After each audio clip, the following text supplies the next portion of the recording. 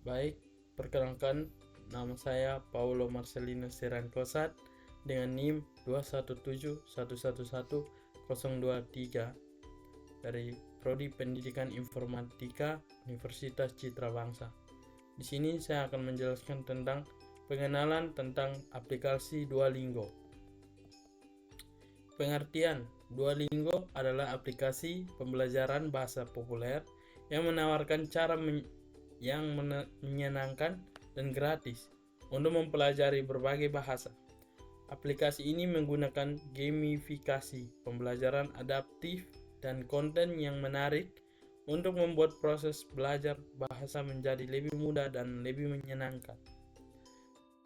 Personalisasi dalam pembelajaran sangatlah penting karena memungkinkan setiap individu untuk belajar dengan cara yang paling sesuai dengan kebutuhan dan gaya belajar mereka. Hal ini dapat meningkatkan motivasi, efektivitas, dan retensi informasi. Cara penggunaan Duolingo. Pengaturan awal: buat akun Duolingo atau masuk menggunakan akun yang sudah ada. Tetapkan tujuan belajar Anda seperti jumlah XP yang ingin Anda capai per hari atau minggu. Aktifkan notifikasi agar tetap diingat untuk belajar bahasa Inggris setiap hari. Dimulai dengan pemilihan bahasa, buka aplikasi Duolingo dan pilih bahasa Inggris sebagai bahasa yang ingin dipelajari Anda dan memilih bahasa internet Anda dari berbagai pilihan bahasa yang tersedia. Fitur utama Duolingo yaitu pembelajaran, cerita, tes. Fitur lainnya: forum komunikasi untuk berinteraksi dengan pelajar bahasa Inggris lainnya, kamus untuk mencari arti kata bahasa Inggris, alat pelacak kemajuan dan kemampuan belajar Anda. Durasi penggunaan aplikasi. Duolingo merekomendasi Anda untuk belajar bahasa Inggris selama 5 sampai dengan 20 menit per hari. Namun, Anda dapat menyesuaikan durasi belajar sesuai dengan kebutuhan waktu yang Anda miliki. Personalisasi. Duolingo menawarkan beberapa fitur personalisasi untuk membantu Anda belajar bahasa Inggris dengan lebih efektif. Antara lain, memilih topik. Anda dapat memilih topik yang Anda inginkan untuk pelajari seperti makanan, perjalanan, atau bisnis. Yang kedua, menyesuaikan kecepatan belajar Anda. Dapat menyesuaikan kecepatan belajar Anda berdasarkan tingkat kenyamanan Anda. Yang ketiga, pelajaran berulang. Anda dapat mengulang pelajaran yang sulit bagi Anda.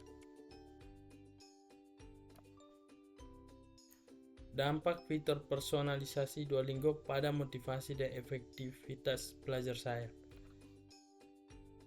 Lebih menyenangkan dan memotivasi. Saya lebih antusias untuk belajar tentang topik yang relevan dengan minat dan kebutuhan saya.